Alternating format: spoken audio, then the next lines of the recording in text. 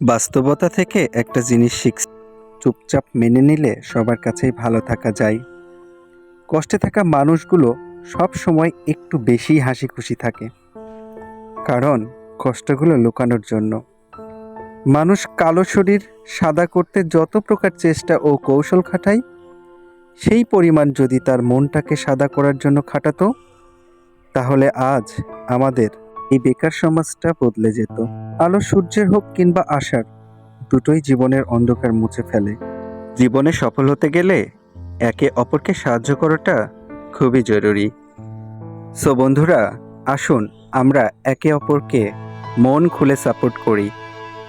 আর আমার পেজটাকে অবশ্যই আপনারা যারা ফলো এখনও দেন নাই, আপনারা প্লিজ আমাকে একটা ফলো দিয়ে আপনাদের পাশে থাকার সুযোগ করে দেন। Thank you so much.